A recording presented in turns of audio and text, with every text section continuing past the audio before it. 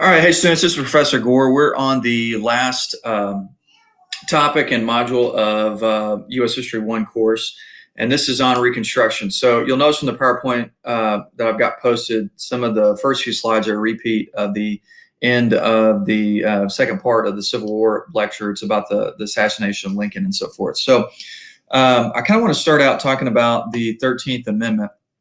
And so this is arguably one of the most important amendments in American history. I covered it in the previous lecture. I want to emphasize it again. It does get passed in early 1865, in the last few months of the Civil War, and it forever abolished slavery. There's going to be three really important amendments that all get passed during the Reconstruction time period that you'll definitely want to know. And so I always kind of tell students a little saying to kind of help remember it: free man vote. So the free part for the 13th Amendment is freedom, okay, freedom from slavery.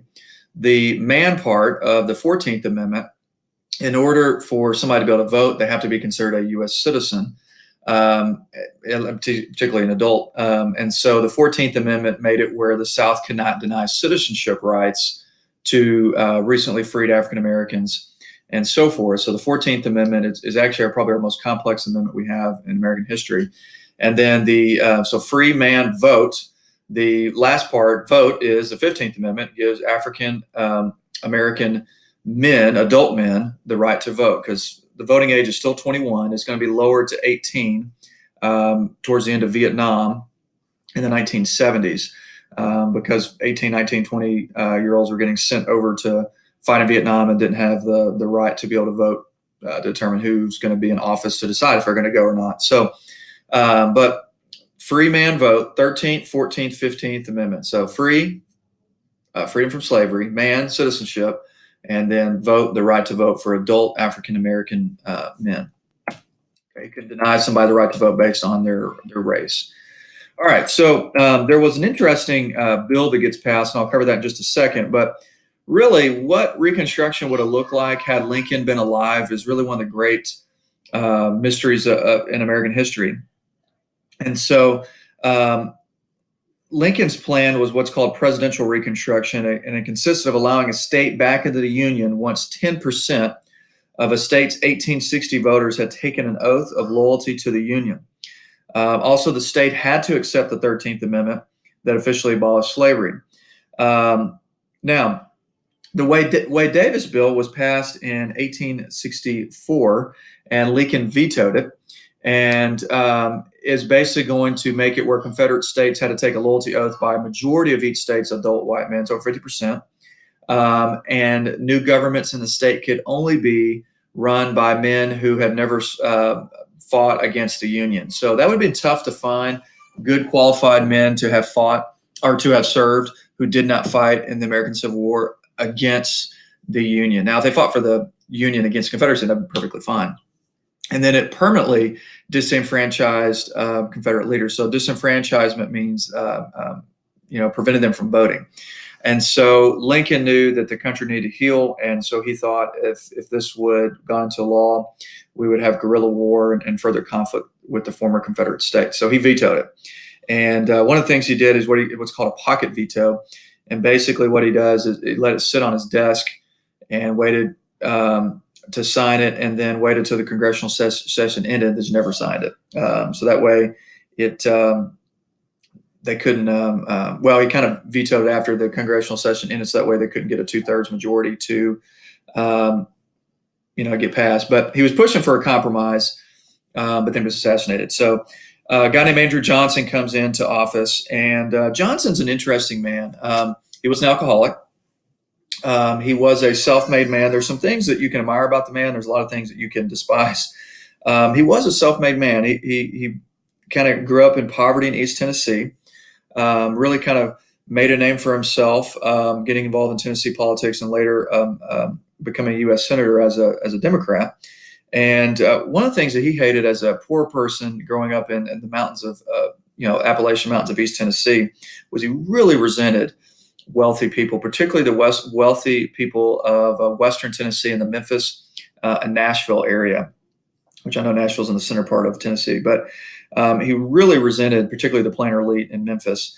And it was poor whites that Johnson championed, but he really didn't give a rip about enslaved blacks or really emancipation for that matter. Now, why in the world would Lincoln pick him as his vice president in the 1864 election?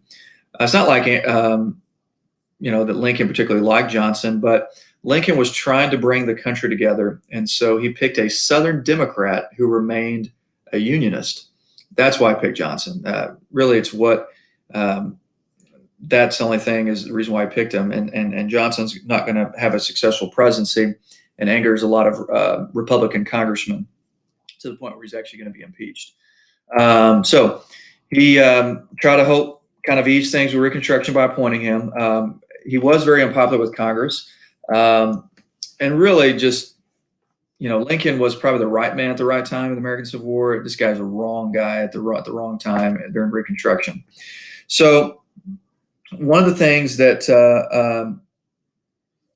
that would happen is in May of 1865, Johnson offered amnesty to all Southerners who took an oath of allegiance to the Constitution, except for high-ranking Confederate officials and wealthy planters. The elite, who Johnson blamed for secession, which he has a valid point, Johnson appointed provisional governors for the Southern states, requiring as conditions for their restoration only that they revoke the ordinances of secession, repudiate their Confederate debts, and ratify the 13th Amendment. Now, you got to understand something about Johnson. He doesn't really care about the African Americans in the South. What he cares about is humbling the heck out of the Southern planters who he blamed for secession and starting the war. He wanted them to almost like crawl on their knees to him, not literally, but figuratively, and humble themselves so that way they could kind of be humiliated and then, prevent them from ever serving in office again. So it's like his own personal vendetta against them. So really within months, all the former Confederate states had met Johnson's terms and enjoyed functioning and elected governments. Congress was on board until the South tried to cheat the deal. Now, here's what the South did to cheat the deal. They enacted what's called black codes. They're very similar to slave codes. And I'm going to give you some examples of some here in just a second. If it looked like slavery, that's because it was designed to keep African Americans in a state of perpetual slavery. And so really these codes were really kind of slavery in anything but name. And so let me kind of give you some examples of these black codes. So, for instance, curfews. Not every state and local area had these, but just about all 11 Confederate states had something. So, so African Americans couldn't gather after sunset. Okay, teenagers don't even have that strict of a curfew. Vagrancy laws. If you were not working, then you could be fined, whipped, or sold for a year's labor. Okay, that's trying to make them to work on the same plantations they worked on previously. Labor contracts. They basically had to sign agreements to work for a year, and they couldn't quit in the middle of the contract. So basically trying to keep them as laborers on the original plantation. That's exactly what they're trying to do. Okay. Land restrictions. Freed people could rent land or homes only in rural areas. If it basically tried to force them to live on the plantations. Now, there's about 250,000 free blacks living in the South. A lot of this was even aimed at some of them as well, and trying to keep, even though they were free before the war, they were trying to prevent them from particularly gaining prominence in society. Okay, and so this is a quote from the Mississippi governor in 1866. He says, "Whether we like it or not, we must realize that fact now and forever. To be free, however, does not make him a citizen or entitle him to social or political equality with the white man." So he's basically saying we lost the war, but we can't prevent them from being like the white man in the Southern society. So this is one from Louisiana. You can read it if you like. Notice that Louisiana's got parishes instead of counties. And by the way, $2.50 is a lot of money. And so for them who basically were freed with zero money to their name. And we'll talk about the sharecropping that kind of prevents them some of them from earning money as well. Depends on who the person they're working for, what kind of legitimate or illegitimate contract that they would receive. But and you got to remember back then, if you couldn't pay back your debts, they could make you go work off your debts. So anyway, they basically can't travel throughout the local parish without approval from their employer, hence their former slave owner. If they can't, if they're not working, or if they're out past 10 o'clock at night, then they're fined and can be punished. Okay. Here's another one. They have to basically stay where they are. And so one of the things is that Johnson, once he's kind of humiliated the wealthy planter elite, he didn't care if they were necessarily reelected, because that's exactly because of the policies he enacted. They basically, these former Confederate states elected these former big-time Confederate people back to Congress. So, for instance, Alexander Stephens, who was originally a congressman from Georgia before the Civil War, was a vice president of the Confederacy. He gets elected back to Congress from Georgia, and so the Republicans in Congress blocked them from serving and kicked them out. Okay, because there were, in fact, 9 of those that were elected from the South were members of the Confederate Congress. 7 former officials of Confederate state governments, 4 generals, 4 colonels, and of course, Alexander Stephens. So the Constitution gives Congress the power over the judging of elections, returns, and qualifications of its members of Congress. With the power, the Republican majorities in both houses refused to admit the Southern delegates when Congress convened in early December of 1865. Basically, what they did is they blocked Johnson's Reconstruction program. The South responded by getting rid of the black codes, but they kept ordinances that applied really only to blacks. So it's like black codes without really being black codes. All these different ways the South is trying to do to keep African Americans lesser in society, and it's really one of the great tragedies in American history. And so, also, you began having violence erupt throughout the South as white gangs attacked blacks. They also attacked Southern white Republicans and also Northern carpetbaggers, as they call them. The Freedmen's Bureau had been in place since March of 1865, and Republicans soon voted to extend it and give it direct funding, as well as authorize its agents to investigate mistreatment of blacks. And I'm going to cover in just a minute what the role of the Freedmen's Bureau is, but it played a very important role. The head of the Bureau, Republican Senator Lyman Trumbull, passed a civil rights bill that declared ex-slaves to be citizens and granting, along with every other citizen, equal rights of contract, access to the courts, protection of person and property. So basically the same rights as any other American citizen. Trumbull's bill nullified all state laws infringing on citizens' equal protection of the law and authorized U.S. attorneys to bring enforcement suits in federal courts and provide for fines and imprisonment for violators.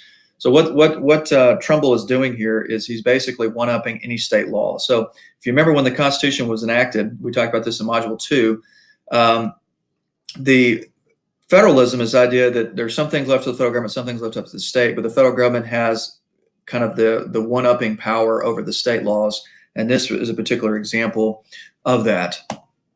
So this is kind of a political cartoon. It's Johnson kicking out freedom because Johnson vetoed the Civil Rights Act of 1866. What this did is it gave money to Freedmen's Bureau for schools, and it granted citizenship to the freedmen. So the 14th Amendment wouldn't have been necessary had the Civil Rights Act of 1866 not been vetoed by Johnson. So what's going to happen is Congress, who the Republicans hold the majority, are going to, with 2/3 vote, are going to pass the 14th Amendment. Now, the Civil Rights Act of 1866, Johnson's going to veto it, and then it gets his veto overridden. In fact, Johnson had more vetoes overridden, I think, than any other president in American history. And eventually Johnson's going to get impeached, and I'll cover that a little bit later. So one of the things that you'll see is blacks were extremely excited once the war ended and they all have freedom. Freedom meant the end of the lash, getting whipped for not working or working hard enough or for whatever reason, the ability to move around, reuniting of families, the opportunity to begin schools, to form churches and social clubs, and engage in politics. Across the South, blacks held mass meetings, paraded, and formed organizations. This is such a exciting time in American history for them to be able to obtain freedom. And so to make a connection to the Second Great Awakening, they really viewed themselves as kind of like the Israelites being in slavery under the Egyptians. And so, Lincoln is almost considered like this Moses type figure to bring them out of slavery and so forth. And so one of the things that you'll see is that in the chaotic final months of the war, okay, so in the last 3 or 4 or 5 months of 18 in 1865 and late 1864, freedmen seized control of plantations where they could. General Sherman even reserved 40-acre plots for blacks in order to not have to deal with them. When the war ended, resettlement became the responsibility of the Freedmen's Bureau, which was charged with distributing confiscated land to loyal refugees and freedmen and regulating labor contracts between freedmen and planters. Many black families stayed on their old plantations awaiting the redistribution of land to them that they thought they were going to be getting from the Freedmen's Bureau. Things changed when Johnson's amnesty plan gave pardoned Confederates the right to recover property seized during the war. So here's the issue. The Fifth Amendment protects private property, and so the ex-Confederates are going to claim the Fifth Amendment. But Republicans, particularly radical Republicans who wanted stricter Reconstruction, are going to argue, they're like, well, no, you guys committed treason. You lost your Fifth Amendment rights. And because Johnson was in office, he doesn't really care so much for African Americans in the South. He kind of he enables these ex-planters, ex-Confederates, and so forth to reclaim their property, because the Freedmen's Bureau was under the impression they were going to be able to redistribute all of the wealthy planters' land. They were going to give each African American family 40 acres and a mule. Now you need a mule to pull a plow and so forth, but or a donkey or some sort. You can use a horse, but mules were a little more affordable than horses. And so that's what they're expecting. And so what is the role of the Freedmen's Bureau? So the Freedmen's Bureau, a lot of Northern abolitionists came down and worked for the Freedmen's Bureau. They started in Louisiana after New Orleans was captured, and they began providing education. You had a lot of teachers, particularly abolitionist women teachers, that came down and educated African Americans and began teaching them to read and write. You also started having schools that were formed, and later some of these towns are going to found all black colleges. So to give you an example, I grew up in Jefferson County, Arkansas. University of Arkansas at Pine Bluff was founded later. It's called Arkansas Agricultural Mechanical at one point.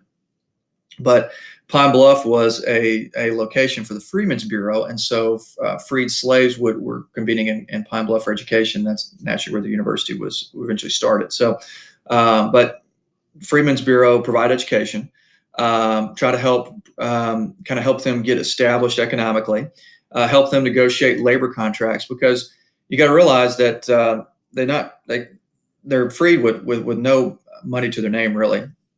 And so they're going to need to work to obtain funds. And so their former masters, or they could go work for somebody else if they were allowed to, depending on the black codes in the local area, they were the Freedmen's Bureau was designed to try to help them negotiate some of these contracts. Problem is the Freedmen's Bureau can't be everywhere in the South at all times. And so you end up having these former slaves some of them get hoodwinked into these ridiculous labor contracts of sharecropping. Some are going to actually get better contracts, are able to make some money, and some own their own land, but doesn't mean that all of them got that. Majority of them probably are kind of kept in a state of perpetual debt and poverty and so forth. So anyway, blacks are going to resist their land that Sherman and other Union commanders gave them during the war. And a lot of them is going to be led by black veterans of the Union Army, because you had over 100,000 of them that fought for the Union. They fought pitched battles with plantation owners and bands of ex-Confederate soldiers. Often aided by federal troops, the local whites generally prevailed in this land war. Basically, they're a lot of them are outnumbered and don't have enough guns and ammunition. So now, one thing that is interesting I want you to take note of is the term exodusters. Okay, exodusters is covered in this module, and then also the first module of U.S. History 2. But some that were able to leave said, you know what, screw this, I'm getting the heck out of the South. And they began moving into Kansas and Texas. Now, one of the reasons why they're moving to Kansas and Texas, if you remember from the previous lecture, the Homestead Act of 1862, if they were 21 years of age, paid a $5 to $10 administration fee, lived on the land for 6 months out of the year, which usually was 12 months, and then agreed to cultivate it for 5 years, then they could get 160 acres of land for free, despite the administration fee, which is your land deed. And so a lot of them moved into, not a lot, but some moved into Kansas and Texas and kind of became what we call side busters. and that's something we'll cover in the first module of U.S. History too. But sodbusters is what a nickname given to people that farmed on the Great Plains because they had to bust up so much sod, and their homes were made out of sod because there's a lack of timber to make a wooden house. But some tried to escape and tried to go on a steamboat that was going north of the Mississippi River. And you had a couple steamboat captains in Louisiana that wouldn't even refuse to take them. So that's the kind of crap that you're having going on at this time. Now, one of the things that is interesting for African American society at this time is a lot of them were, Christianity had really taken off among the African American community during the Second Great Awakening, and so they oftentimes went to church with whites had to sit in the back or the balcony, or sometimes they were allowed to have their own worship service, and they had these ministers are oftentimes uneducated. But what this does is they started forming their own African American churches, and this is going to be a really distinct and important part of social aspect and culture aspect for the African American community in the United States. In fact, it's a lot of these churches that organized African Americans in the Civil Rights Movement, which Martin Luther King Jr. was a reverend. Dr. King had a doctorate in a divinity degree and so forth. And so you also began having within 5 years, 30 African American colleges. So like UAPB, University of Arkansas Pine Bluff, which was Arkansas Agricultural Mechanical at that time, gets founded among Southern, Grambling, Jackson State, many others across the South. Okay, and these are still important centers of higher learning today. All right, so because of Johnson vetoing the Civil Rights Act of 1866, his veto gets overridden. Congress wants to enact something permanent, and it's the 14th Amendment.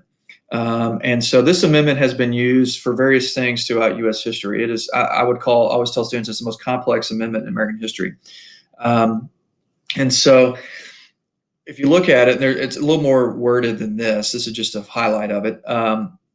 But it was meant to pass to guarantee citizenship for African Americans in the South. And really across the United States. It is used in the 1890s to protect corporations, because there's going to be corporate attorneys that are going to argue that corporations are individuals, and therefore they're getting denied their due process of law, to protect them from the Sherman Antitrust Act. So it's designed to protect from monopolies getting broken up. My favorite president, Teddy Roosevelt, is going to say, forget that, and still breaks up some monopolies, like the Northern Securities Trust in their early first decade of the 1900s. Also, in 1973, this amendment is what's used to pass the controversial Supreme Court case of Roe versus Wade. It's a very hot button issue in American politics today, whether you're liberal or conservative. If you're liberal today in the United States, you praise Roe versus Wade. If you're conservative, typically you are not pleased with Roe versus Wade. So anyway, but that's something that we cover in the second half of U.S. history. So the 14th Amendment was designed originally to provide citizenship for African Americans. Okay, so one of the things that is going to happen as well is you're going to try to Southerners particularly are going to try to push this wage labor on African Americans. So they basically kind of wanted to retain their gang labor of the past, only now with wages replacing the food, clothing, and shelter their slaves had once received. Sharecropping became the norm in the South.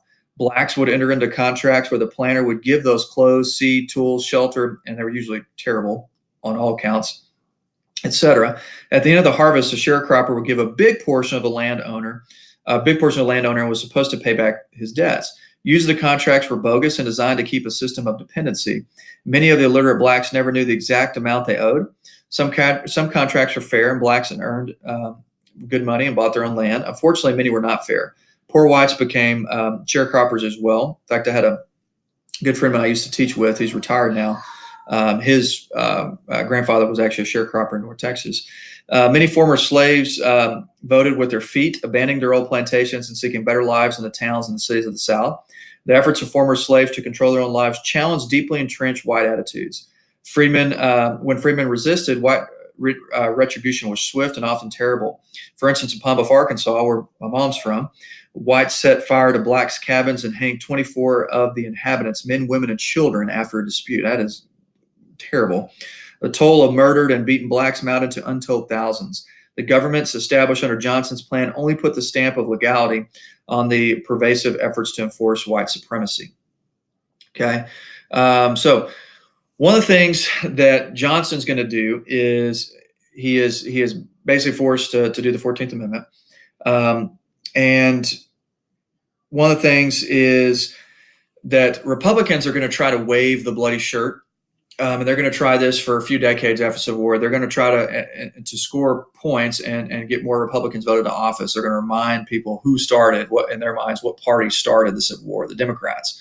So it was kind of a political ploy for them to gain political power. And so, for instance, in the 1866 congressional election, Republicans won a 3-1 majority. And some of these are going to be elections. You can have Republican senators and House Representatives that are actually African Americans serving in Congress. And so they wanted to expand the power of the federal government. They're sick of these state governments they feel like are doing very racist laws. And they wanted to secure the freedmen's civil and political rights. So now, to recap here, I know this is not what this slide is on, but sharecropping. Okay, so let's imagine this. Let's say you are a free black living in the South. You don't have any money. The only thing you have is clothing on your back, the crappy shelter that you've been given as a slave. And so you need to work to provide for your family. So your former master, your planter, would say, all right, I'll tell you what, I'll let you farm this land. I'm going to loan you the seed to plant your crops. I'm going to loan you the tools to work the land. I'm going to loan you your clothing and your housing on your land. And then at the end of the harvest season, you're going to give me the majority of your crops. So you get to keep the rest. And then we'll see how much debt that you have paid off. Well, if they were an honest person or the Freedmen's Bureau helped them negotiate the contract, then the African-American family could eventually work their way out of the debt that they would get for the seed, the tools, the clothing, and the housing.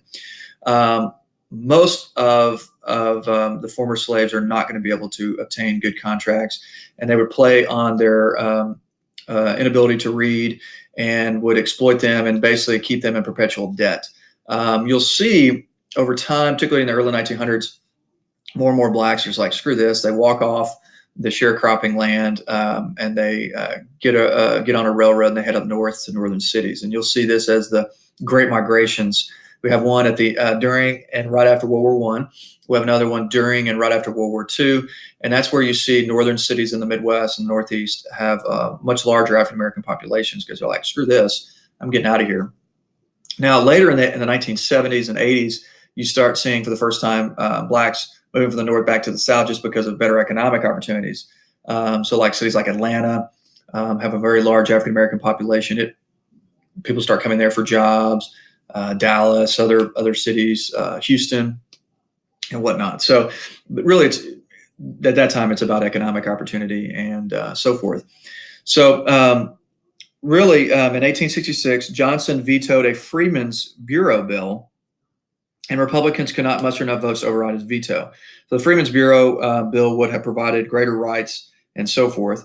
A month later, after rebuffing his critics, Johnson vetoed Trumbull's Civil Rights Bill. Johnson quoted, and this is, I think, probably one of the most, if not the most racist quote by a president. It's got to be in the top 2 or 3. It says, "This is a country for white men, and by God, as long as I am president, it shall be a government for white men." All right, so that's a quote from Johnson. In early April, Republicans got the necessary 2/3 majority in both houses and enacted the Civil Rights Act. And in July, an angry Congress renewed the Freedmen's Bureau over a second Johnson veto. So Johnson vetoed it twice. They overrode it with a 2/3 majority. What a punk. All right. And so the 14th Amendment does get passed. Johnson urged the states not to ratify it, hoping to start a new political party called the National Union. He fails. It would include white Southerners, Northern Democrats, and conservative Republicans, but it failed. Republicans, as I mentioned, waved the bloody shirt, and they would try to win office using that. Okay, someone won because of their qualifications. Now, there's some radical Republicans who are like, we ain't gonna allow this crap. In the House, it's led by Thaddeus Stevens. He is portrayed by Tommy Lee Jones' character in the movie Lincoln. I thought Tommy Lee Jones did a great job portraying him. And then Charles Sumner, who was mentioned briefly, who makes an appearance in the Lincoln movie as well. He was the guy in the 1850s in Congress who gets beaten up by Preston Brooks after over the issue of slavery and has to live in England for a while. He recovered from his wounds. He got the snot beat out of him. And that's how crazy things had gotten in the 1850s before the Civil War, is that he gets attacked in Congress and beaten with a cane and almost killed over the issue of slavery. That's how things were in the 1850s. Well, Sumner's back, and he's bitter, and he's ready for revenge, and he is going to help try to lead radical Reconstruction. What I mean radical is really wanting to punish the South, completely rebuild their economy, not based on one crop, cash crop like cotton, based on industry, greater infrastructure like railroads, better education, and change their economy. Radical Reconstructions end up going to fail, though. And this is some quotes by Thaddeus Stevens talking about the planter elite. And George Julian was another radical Republican, as well as Benjamin Wade. And then you can see these guys. Charles Sumner had rocked some awesome sideburns back then. All right, so one of the things that you'll see is a lot of these radical Republicans came from New England or the upper Midwest and had been abolitionists before the war, and so forth. These Thaddeus Stevens and Charles Sumner wanted plantations seized and broken up and given to the freedmen. Radical Republicans wanted to expand the power of the federal government as well as secure freedmen's rights and political rights at this time. Really, interesting enough, free blacks had been denied the right to vote everywhere except in New England. So even the Midwest, they were denied the right to vote. So the Reconstruction Act of 1867, it's enacted in March by the Republican Congress. It organized the South as a conquered land, dividing into 5 military districts, each under the command of a Union general. Now, the only reason why the government's able to do this is that there's enough radical Republicans that are elected to office that they can pass this stuff. The price for reentering the Union was granting the vote to all freedmen that were adult men, and disenfranchising those of the South's pre-war leadership class who participated in the rebellion. Each military commander was ordered to register all eligible adult males, black as well as white, supervise the election of state conventions, and make certain that the new constitutions contain guarantees of black suffrage. Now, Congress would readmit a state of the Union if they ratified this new state constitution, and as long as the state constitution was accepted by Congress as, all right, this is a legit state constitution, and if the new state legislature would approve the 14th Amendment. Johnson vetoed it, surprise, surprise, but not surprised there, Congress overrode his veto. So he keeps vetoing stuff, and then it gets overridden. So he actually vetoes more bills than even Andrew Jackson, but also has the most bills overridden by a presidential veto. So it is interesting. Johnson's not going to have a successful presidency, and he's always considered in the top 3 or top 5 worst presidents in American history. So I think he's the Time magazine put him as number 3, I think, years ago when I saw it. So anyway, he's not a successful president, to say the least. Now, here's what the Reconstruction Act, if you want to kind of break it down, oath of allegiance of 50%, okay, and high-ranking Confederate officials can never vote if they don't sign an oath of allegiance to the federal government. A lot of Confederate officers had a tough time doing that. And eventually, the 15th Amendment hasn't been passed yet, but it will. And then eventually, this Reconstruction Act of 1867 is going to require them to ratify the 15th Amendment. And they had to agree to reject secession and states' rights and submit to the U.S. government. So basically, humble themselves, and also reestablish a Freedmen's Bureau for Education. And they wanted to pass a 40 acres and a mule. So it's divided into 5 military districts. Now, let's talk about what actually leads to, because I'm going to show you a map in just a minute of the 5 military districts, and your textbook probably shows it as well.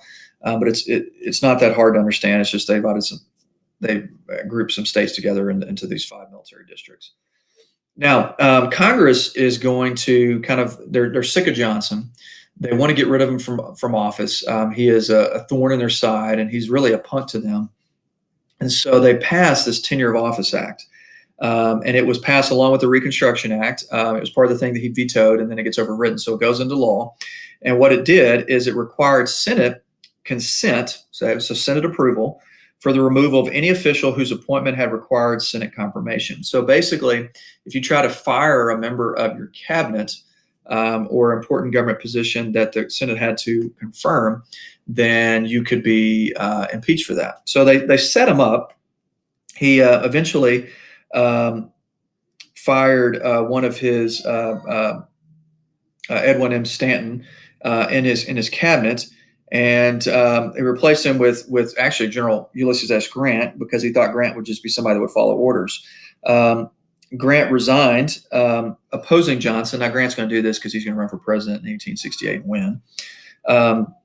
So one of the things in February of 1868, Johnson officially fired Stanton, and then the House then introduced articles of impeachment against Johnson for the first time ever. So let me explain how the impeachment process works. The House has to bring impeachment proceedings up against a president. So it's happened 2 times in American history. It would have happened a 3rd time, but Nixon resigns before this happens in the 1970s. But so the House has to vote to impeach. If they have enough votes to pass with 2/3, okay, or sorry, they have to have 2/3, and the Senate has to have 2/3.